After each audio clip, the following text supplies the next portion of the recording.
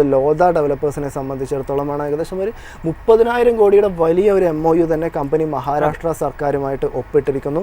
Green integrated data centre and park നിർമ്മിക്കാനുള്ള ഒരു കരാറാണ് നിലവിൽ ഇപ്പോൾ നടക്കാൻ വേണ്ടിയിട്ട് പോകുന്നത്.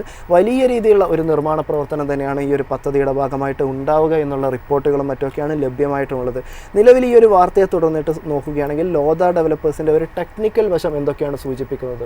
നമുക്കറിയാം മാർക്കറ്റിൽ റീസെൻറ്റ് കറക്ഷൻ സ്റ്റാർട്ട് ചെയ്തത് 24 ജൂലൈയിലാണ്. അതുപോലെ ഈ ഒരു സ്റ്റോക്കിലും 24 ജൂലൈയിലാണ് ഒരു വോളിയം ബേസ്ഡ് സെൽ ഓഫ് നടന്നത്. പിന്നെ അതിൻ്റെ ഹൈ ബ്രേക്ക് ചെയ്യാൻ ഈ ഒരു സ്റ്റോക്കിന് സാധിച്ചിട്ടില്ല. അതായത് വീണ്ടും അതിൻ്റെ ഒരു വട്ടം ട്രൈ ചെയ്ത് ആ ലെവലിൽ ഒരു ഹൈ റിജക്ഷൻ സോണായി ആക്ട് ചെയ്യുന്നുണ്ട്. അത് വോളിയം ബേസ്ഡ് ഡിസ്ട്രിബ്യൂഷനാണ് ഈ ഒരു സ്റ്റോക്കിൽ ഫോം ചെയ്തിട്ടുള്ളത്. അതുകൊണ്ട് തന്നെ ടെക്നിക്കലി വീക്ക് സ്റ്റേറ്റിലാണ് ഈ ഒരു സ്റ്റോക്ക് ട്രേഡ് ചെയ്യുന്നത്. ഇതിപ്പോൾ 1% മുന്നേറ്റം ഉണ്ടെങ്കിൽ അതൊരു ഡെഡ് കാറ്റ് ബൗൺസ് ബാക്ക് ആണുള്ള ഒരു പോസിബിലിറ്റിയാണ്. ഈ ഒരു സ്റ്റോക്കിൽ പോസിറ്റിവിറ്റി പറയണമെങ്കിൽ 1319 എന്ന ലെവലിന് മുകളിൽ ഒരു സ്ട്രോങ് ക്യാൻഡിൽ ക്ലോസിംഗ് ലഭിക്കണം. അല്ലാത്ത പക്ഷം മോർ കറക്ഷൻ നമുക്ക് എക്സ്പെക്ട് ചെയ്യാവുന്നതാണ് ഈ ഒരു സ്റ്റോക്കിൽ.